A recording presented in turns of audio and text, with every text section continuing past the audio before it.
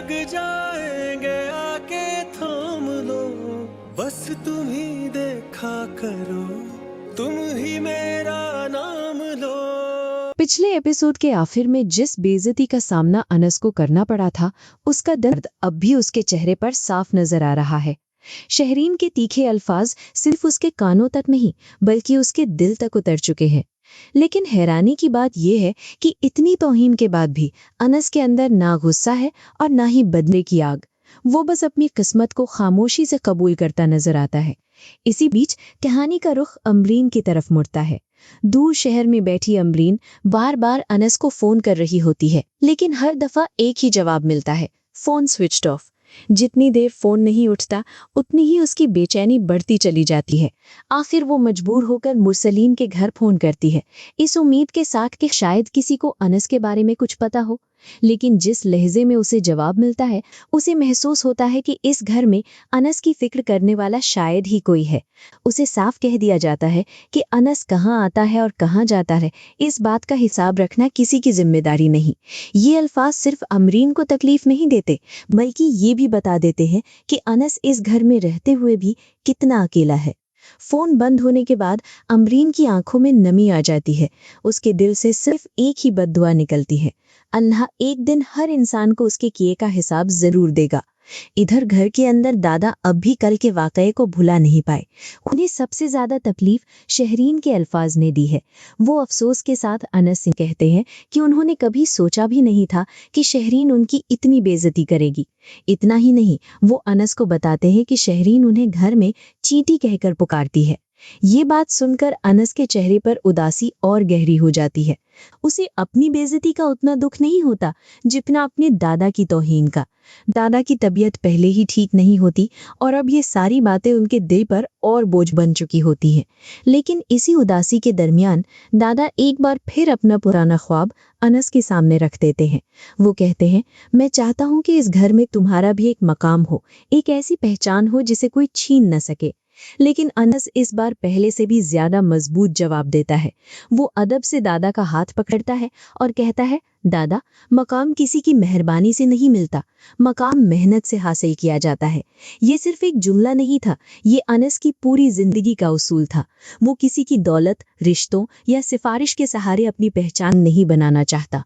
उसका यकीन सिर्फ अपनी मेहनत पर है। दादा उसकी बात सुनकर मुस्कुराने की कोशिश करते हैं, लेकिन उनकी आंखों में छुपी फिक्र साफ नजर आती है।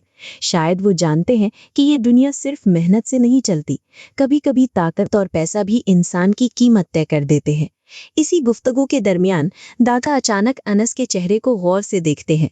उन्हें महसूस होता है कि आज अनस कुछ ज्यादा ही परेशान है। वो प्यार से पूछते हैं, बेटा, कोई बात है? तुम मुझसे कुछ छुपा रहे हो? अनस कुछ लम्हों के लिए खामोश रहता है, जैसे वो फैसला ही ना कर पा रहा हो कि सच बताए या नहीं। फिर धीरे से कहता है, आज यूनिवर्सिटी का रिजल्ट आ गया। दादा फौरन खुश हो जाते हैं। उन्हें पूरा यकीन होता है कि अनस कभी फेल हो ही नहीं सकता। लेकिन अगले ही पल अनस जो बात बताता है वो दादा के चेहरे की मुस्कुराहट छीन लेती है। अनस कहता है कि वो अब अमरीन आंटी से अपनी फीस नहीं लेना चाहता। ये सुनकर दादा हैरान रह जाते हैं।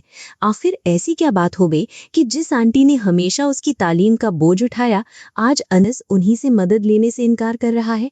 दादा फौरन समझ जाते हैं कि जरूर किसी ने अनस का दिल दुखाया है। वो गुस्से में अमरीन को फोन करने लगते हैं, लेकिन अनस घबराकर उनका हाथ रोक लेता है। वो बार बार कहता है, नहीं दादा, उन्हें फोन मत कीजिए। उसकी आवाज में इज्जत भी होती है और एक अजीब सी मजबूरी भी। लेकिन इसी वक्त अनस की मोबाइल की स्क्रीन पर जैसे ही अमरीन आंटी का नाम चमकता है, उसके चेहरे पर एक अजीब सी बेचैनी आ जाती है। वो अच्छी तरह जानता है कि आंटी उसे सिर्फ इसलिए फोन नहीं कर रही, बल्कि सुबह से उसकी फिक्र में परेशान बैठी होंगी। दादा फौरन मुस्कुराते हुए कहते हैं, लो बेटा, जिस इंसान की तुम इतनी फिक्र करते हो वो खुद तुम्हारी फिक्र में बेचैन बैठी है। मजबूरन अनस कॉल रिसीव कर लेता है। दूसरी तरफ अमरीन की आवाज में सुकून से ज्यादा परेशानी होती है। वो लगातार पूछती है कि वो ठीक तो है ना, सुबह से फोन क्यों बंद था, और सबसे बड़ी बात, रिजल्ट कैसा आया। अनस हर सवाल का छोटा सा जवाब देता रहता है। वो कोशिश करता है कि आंटी उसकी आवाज से उसकी परेशानी महसूस न कर सके, लेकिन माँ जैसा प्यार सिर्फ अल्फाज नहीं सुनता, वो खामोशी भी समझ लेता है। अमरीन फौरन महसूस कर लेती है कि अनस कुछ छुपा रहा है। इसी दरमियान दादा शरारत से फोन अपने हाथ में ले लेते हैं और मुस्कुराकर एक ऐसी बात कह देते हैं जिससे अमरीन भी हैरान रह जाती है। देखो जरा, तुम्हारा लाडला कह रहा है कि अब वो तुमसे फीस के पैसे नहीं लेगा। ये सुनते ही अमरीन कुछ लम्हों के लिए बिल्कुल खामोश हो जाती है। फिर प्यार भरे लेकिन मजबूत लहजे में पूछती है, अनस वजह क्या है? अनस पहले बात टालने की कोशिश करता है, मगर जब अमरीन बार बार इसरार करती है तो वो धीरे धीरे सारी हकीकत बयान कर देता है। वो बताता है कि इस सेमेस्टर उसके मार्क्स उम्मीद के मुताबिक नहीं आए। स्कॉलरशिप मिलने की पूरी उम्मीद थी, लेकिन वो पूरी न हो सकी। अमरीन को यकीन ही नहीं आता। उन्हें मालूम है कि अनस हमेशा क्लास के बेहतरीन स्टूडेंट्स में रहा है। आखिर इतना मेहनती लड़का पीछे कैसे रह गया? और फिर अनस वो सच बताता है जो शायद उसने कभी किसी से शिकायत के तौर पर नहीं कहा। वो बताता है कि पिछले कई महीनों से अंकल के ड्राइवर की छुट्टी चल रही थी, इसलिए घर का सारा ड्राइविंग का काम उसके जिम्मे लदा दिया गया। रोज गाड़ी चलाना, लोगों को छोड़ना और लाना, इसी चक्कर में उसकी क्लासेस मिस होती रही। वो सिर्फ वीकेंड पर यूनिवर्सिटी जा पाता था और इसी वजह से उसके क्रेडिट आवर्स पूरे नहीं हो सके। यानी जिस स्कॉलरशिप के सहारे वो अपनी फीस भरना चाहता था, उसका रास्ता भी उसी घर की मजबूरियों ने बंद कर दिया। लेकिन सबसे हैरान करने वाली बात यह होती है कि इतनी बड़ी कुर्बानी देने के बाद भी अनस के लहजे में किसी के लिए शिकायत नहीं होती, न मुरसलीन के लिए न घर वालों के लिए। बस एक खामोश सा दर्द होता है। अमरीन की आंखें भर आती हैं। उन्हें एहसास होता है कि जिस बच्चे को उन्होंने सिर्फ पढ़ने के लिए सपोर्ट किया था, उसकी तालीम को ही घर की जिम्मेदारियों ने कुर्बान कर दिया। वो फौरन फैसला सुना देती है, फीस की बिल्कुल फिक्र मत करना, तुम्हारी पढ़ाई किसी भी सूरत नहीं रुकेगी। लेकिन अनस फिर भी झुक जाता है। उसके लिए पैसे लेना मुश्किल नहीं, एहसान लेना मुश्किल लगता है। इधर कहानी का रुख अचानक मुरसलीन की तरफ मुड़ता है। फैक्ट्री के हालात अब भी पहले की तरह खराब है। पैसे की तंगी हर दिन बढ़ती जा रही है। इसी बीच शायान पूरी मासूमियत के साथ अपने दोस्तों के साथ नॉर्दर्न एरियाज ट्रिप की जिद पकड़ लेता है।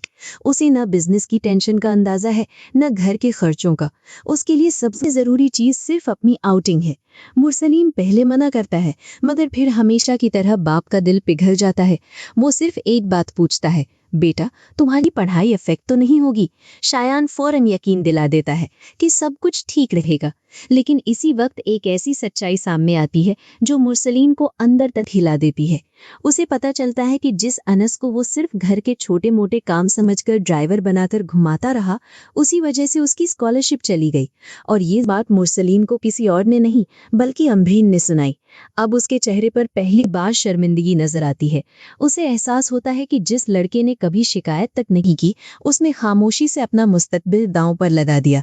लेकिन ये सच अब सिर्फ मुरसलीन तक महदूद नहीं रहने वाला, क्योंकि दूसरी तरफ शायान का रिजल्ट भी आने वाला है और उसका नतीजा पूरे घर का माहौल बदलने वाला है। जिस बात का डर था, आखिर वही हो जाता है। शायान का रिजल्ट आते ही घर का माहौल एक ही पल में बदल जाता है। मुरसलीन को पता चल चुका होता है कि अनस ने सिर्फ कामयाबी हासिल नहीं की, बल्कि अपनी पढ़ाई कुर्बान करके भी किसी से शिकायत नहीं की।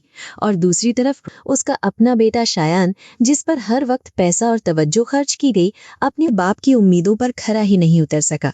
बस इसी बात से शायान के अंदर जनती हुई जलन और भी भड़क उठती है।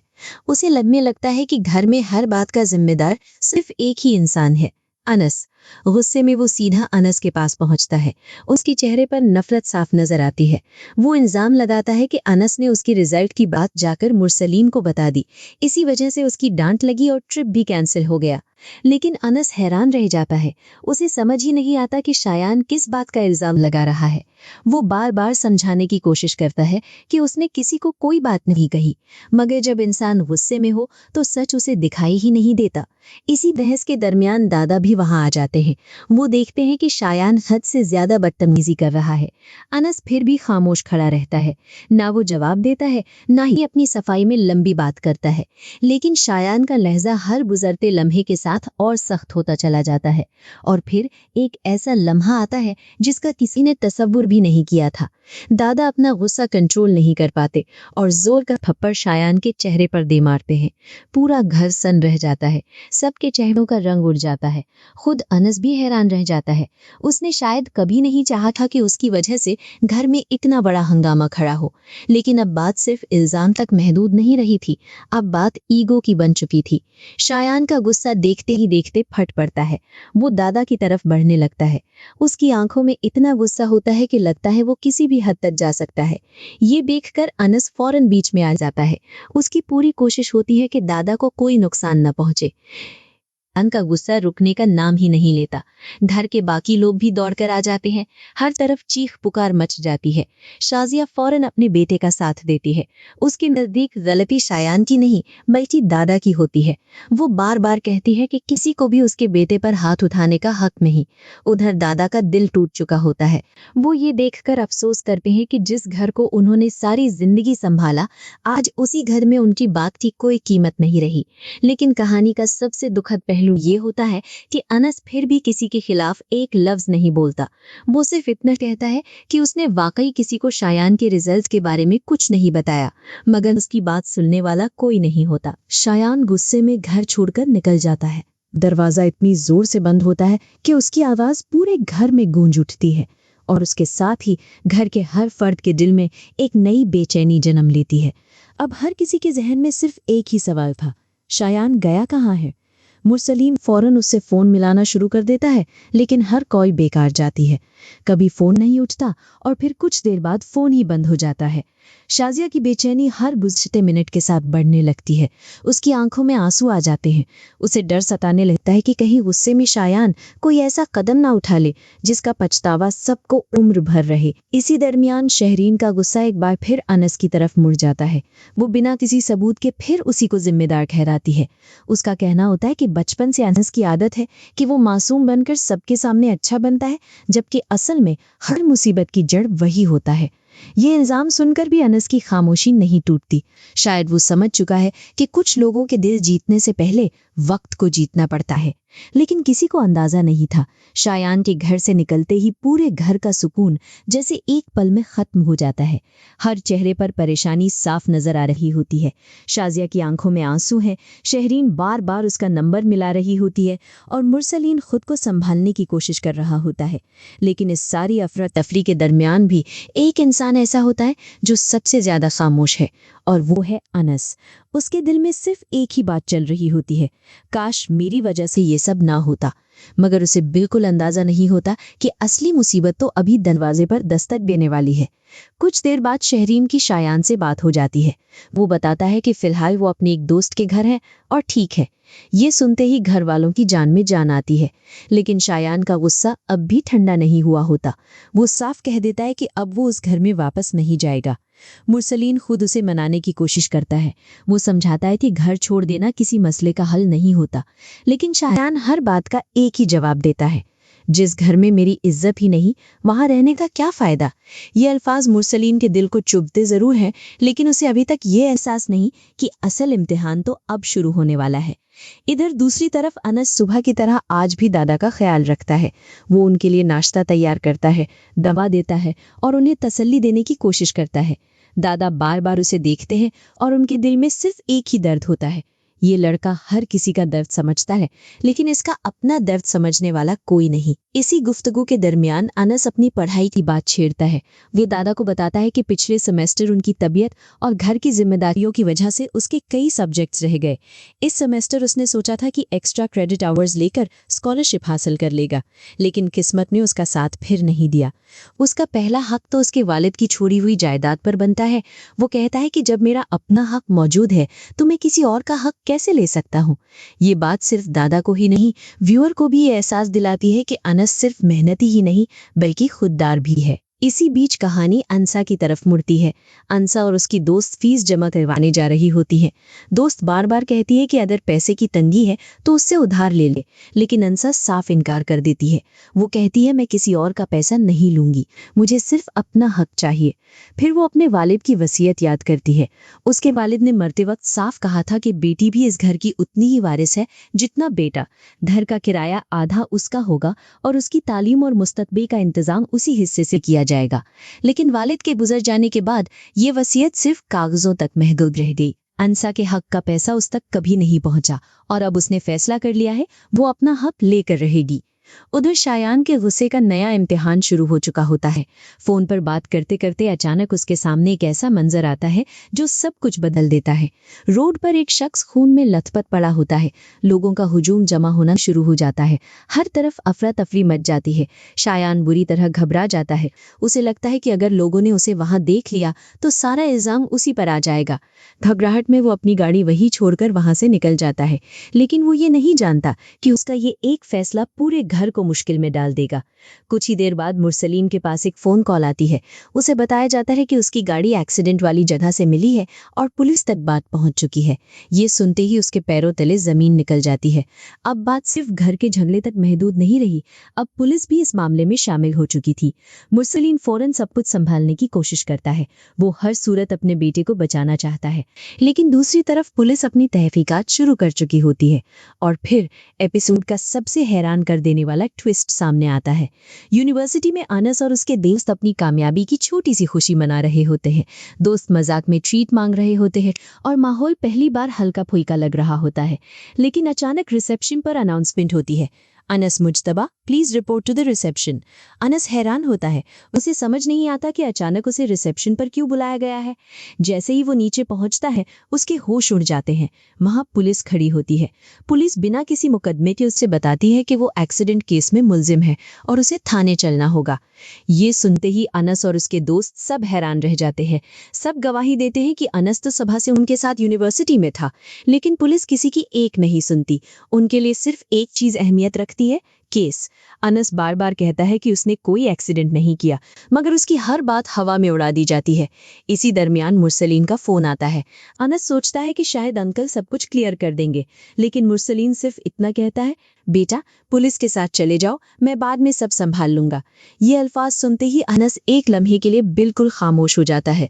उसे समझ आ जाता है कि एक बार फिर वो किसी और की गलती की सजा भुगतने जा रहा है।